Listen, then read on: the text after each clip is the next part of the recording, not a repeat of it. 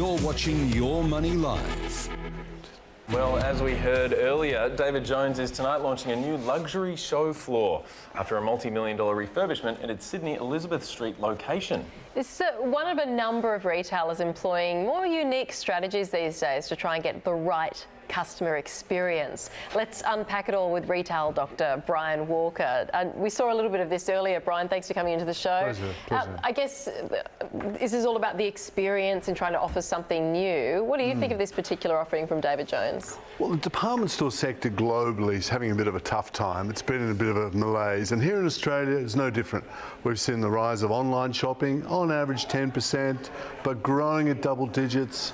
Department store business has been hit by the Uniqlos, H&Ms, Sephoras of this world, and they've struggled.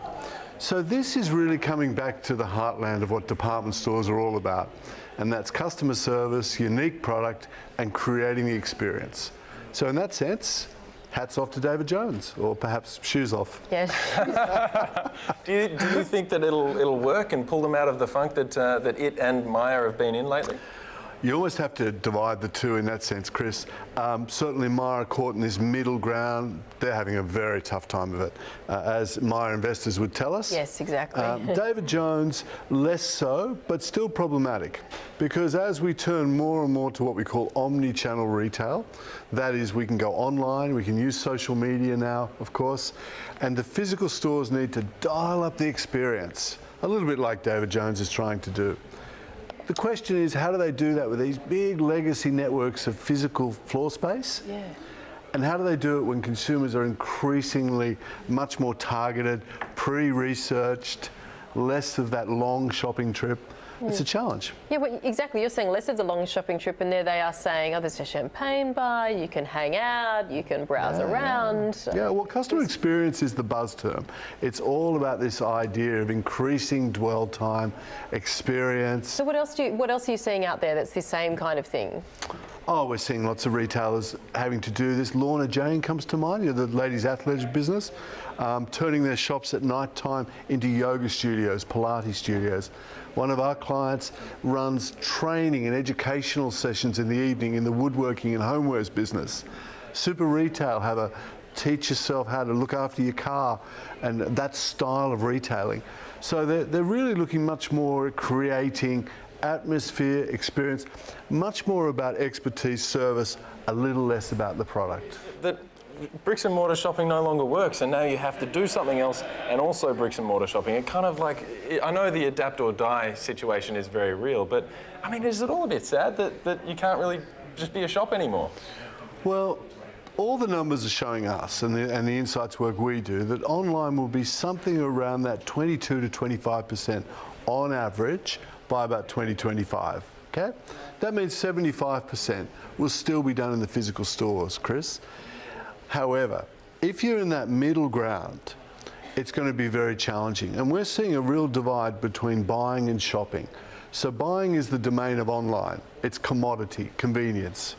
Shopping is all about exactly what David Jone are trying to do.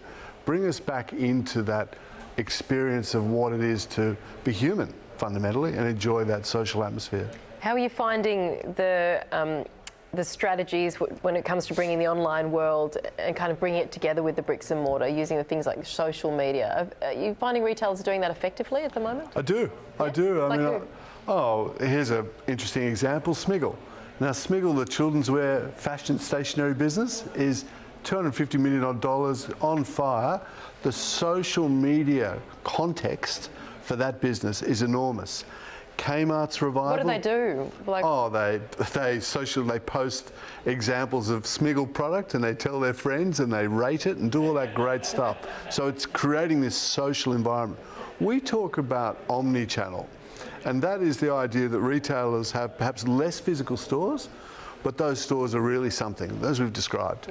And then supporting that is a fantastic online offer, and then a fantastic social media offer that talks, Brooke, very much about letting people create that atmosphere, create the buzz. I like those Kmart hack kind of sites where people get the really cheap Kmart homewares and then they say how you can paint them or add them to this or that, and you come up with they've created you kind of get addicted to say, they've created this chic business out of, and it's so much fueled by social media.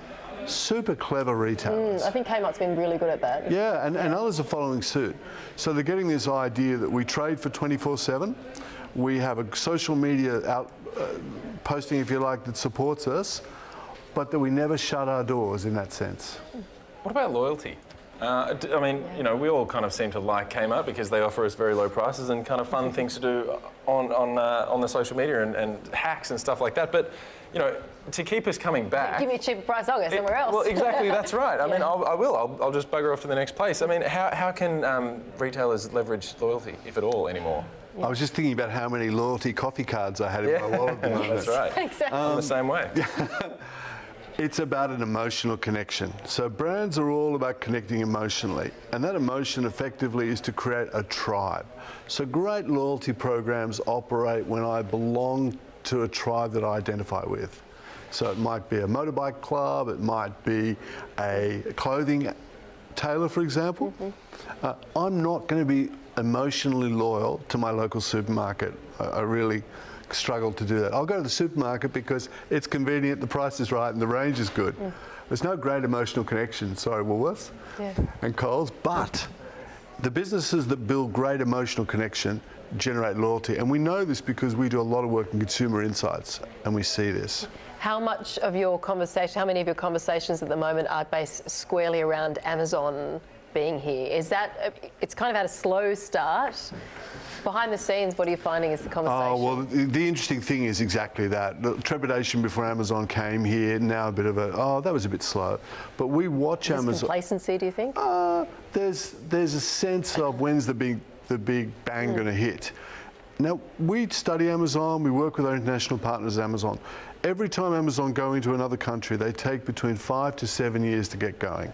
And they do exactly what they're doing here. They're starting their distribution centres, building their marketplace, getting us on Prime. 54% of American households are on Prime, okay? Amazon Prime. That's the big play for Amazon. And when they start getting traction in that, then they start getting that model going. And technology plays a part. AI God, I can't think what it's called now. Artificial intelligence. Thank you. Yeah, no, the Echo. That's something. Alexa. Oh, yeah, that's something. Alexa. Alexa into our homes. Prime on our TV. They start then to build their networks. Then they get traction. Then they start to go across the various brands, and they're powerful.